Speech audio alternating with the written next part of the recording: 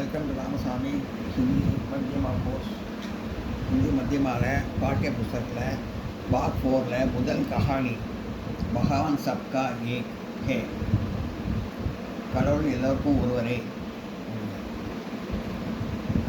இந்த கதையோட சாராம்சத்தை பார்ப்போம்.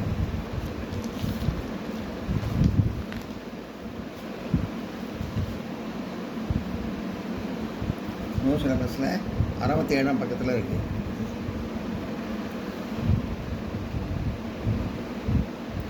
பகவான் சப்கா ஏக் கஹானி கா சாராம்சா நிக்கியே.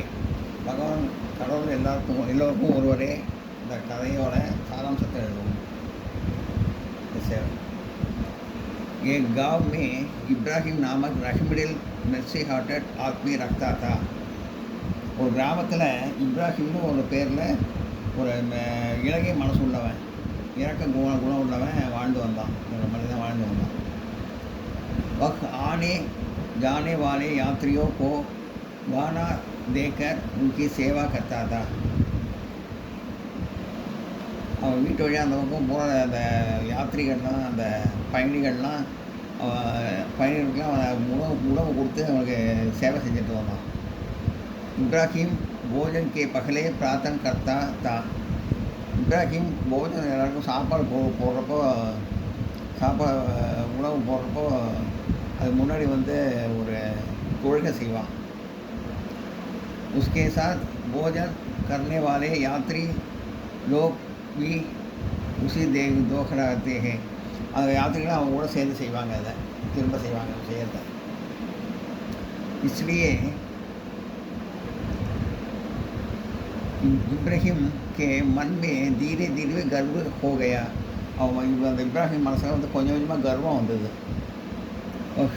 भगवान लगा कि उसका घर धर्म ही सबसे अच्छा और बड़ा है. தன்னுடைய கடவுள் தான் எல்லா கடவுளோட பெரிய கடவுள், தன்னுடைய மதம் தான் பெரிய மதம், தன்னோட ரிலிஜன் தான் பெரிய ரிலிஜன் அப்படிங்கிற ஒரு கர்வம் வந்துடுது. एक दिन इब्राहिम के घर एक बूढ़ा आया. ஒரு நாள் இப்ராஹிம் வீட்டுக்கு ஒரு கிழவர் வந்தார். बूढ़ाना கடவுள் வந்தார். भोजन से पकड़े इब्राहिम ने हमेशा की तरह प्रार्थना की.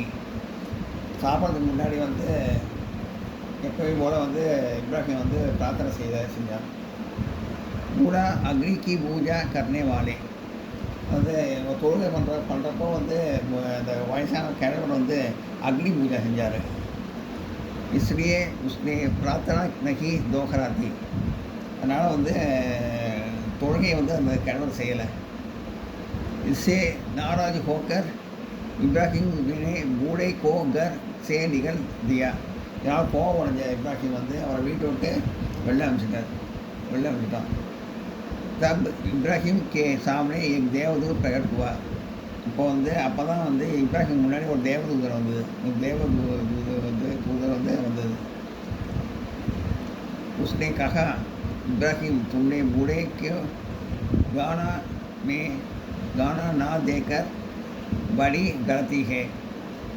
சொன்னது இப்ராஹிம், இந்த கிழவனுக்கு சாப்பாடு போடாதது பெரிய தப்பு, பெரிய குற்றம். கயோகி பகவான் சப்கா ஏக் ஹே என்றால் கடவுள் எல்லாருக்கும் ஒருவரே. தேவதூத் கி பாத் சுன்கர் இப்ராஹிம் கி ஆங்கி குழி. இந்த தேவதூத் சொல்கிறத கேட்டு இப்ராஹிமோட மனக்கண் திறந்தது.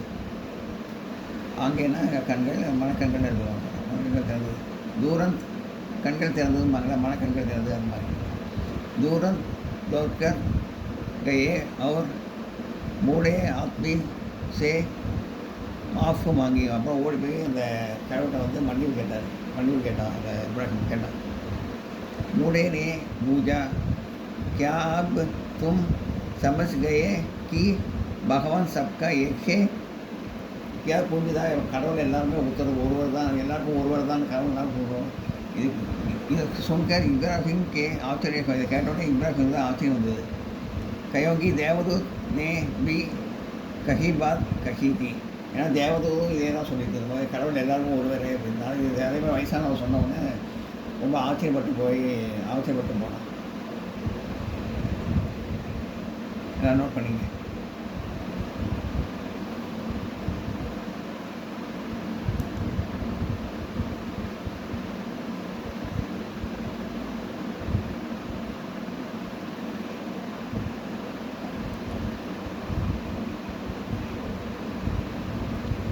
கேட்குறது சொன்னதே இந்த வயசானவங்க சொல்கிறாரே, கிழவரும் சொல்கிறாருன்னு ரொம்ப ஆச்சரியப்பட்டு போனோம் இப்ராஹிம்.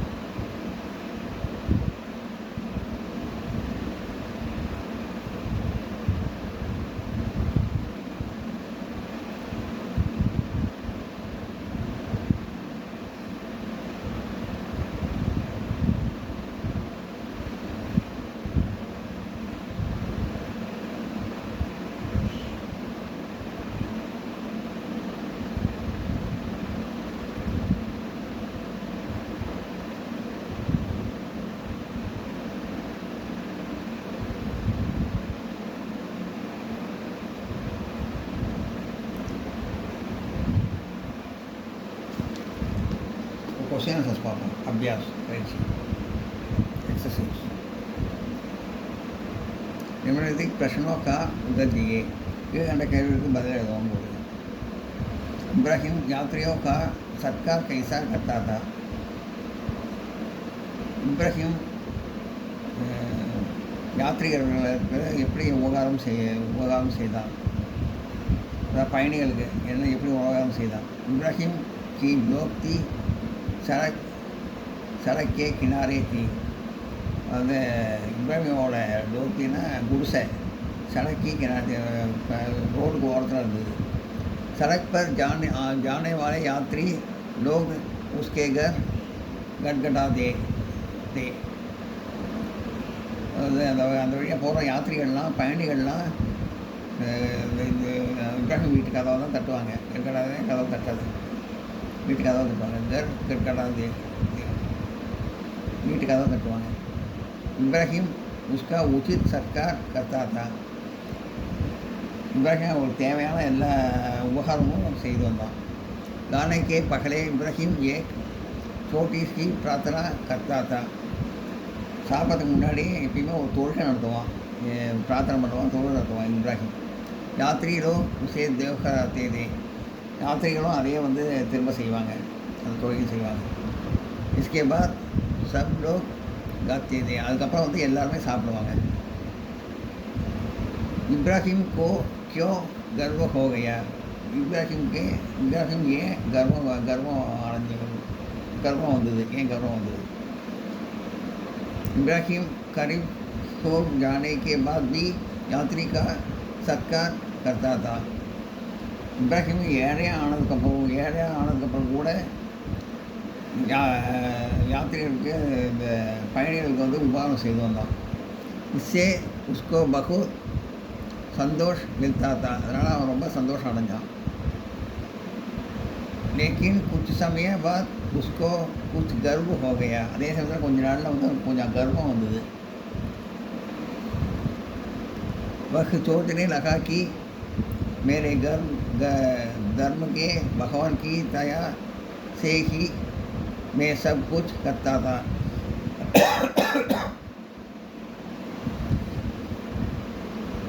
அவனுக்கு என்ன நினைச்சான்னா,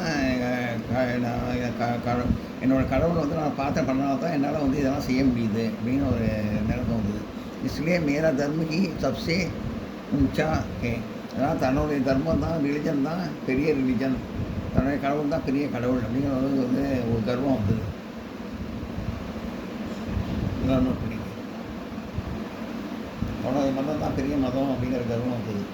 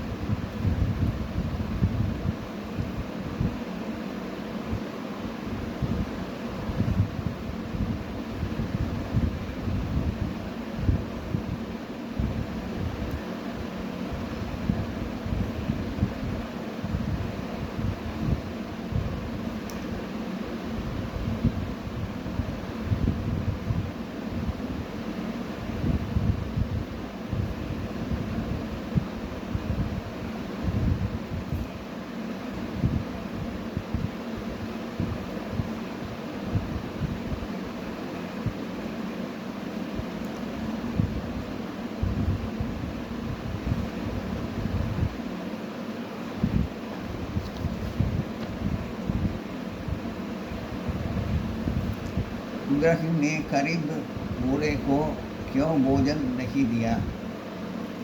இப்ராஹிம் இந்த ஏழை வயதான கிழவர் ஏழை கிழவருக்கு ஏன் வந்து சாப்பாடு தரல? करीब बूढ़े यात्री ने इब्राहिम की प्रार्थना को नहीं दोहराया. கரீப் அந்த ஏழை ஏழை கிழவர் வந்து இப்ராஹிம் சொன்ன பிரார்த்தனையை செய்யலை, தொழுகையை செய்யலை. காரணம் पूछने पर करीब बूढ़े के ने कहा कि वे अग्नि की पूजा करता है. நான் அக்னி பூஜை தான் செய்வேன் அப்படின்னு சொல்லி சொல்கிறாரு அவர். इससे इब्राहिम ने गुस्सा हो गया. இதனால் இப்ராஹிம் கோவம் வந்தது. इसलिए उसने बूढ़े को भोजन नहीं दिया. இதனால் அவன் வந்து அவருக்கு இந்த கிழவருக்கு வந்து இது சாப்பாடு தரல.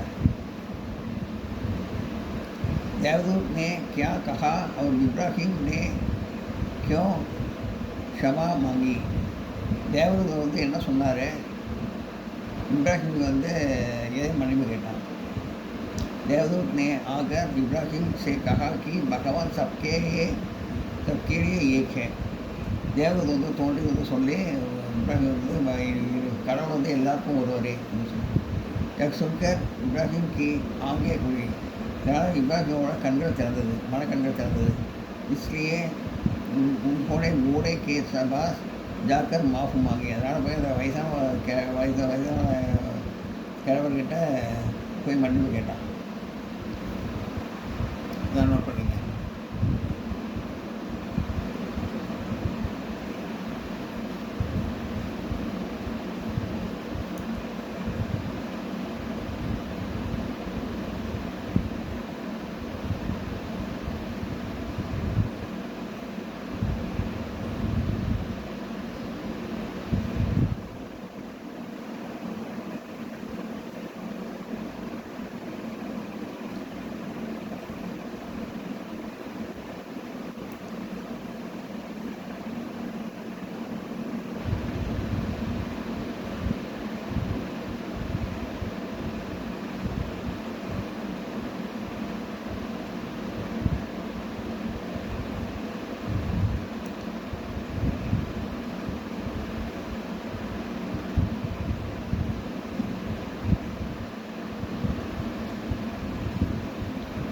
இந்த வீடியோ உங்களுக்கு பிடிச்சா லைக் பண்ணுங்கள், ஷேர் பண்ணுங்கள், சப்ஸ்கிரைப் பண்ணுங்கள், கமெண்ட் பாக்ஸில் கமெண்ட் பண்ணுங்கள். தேங்க்யூ.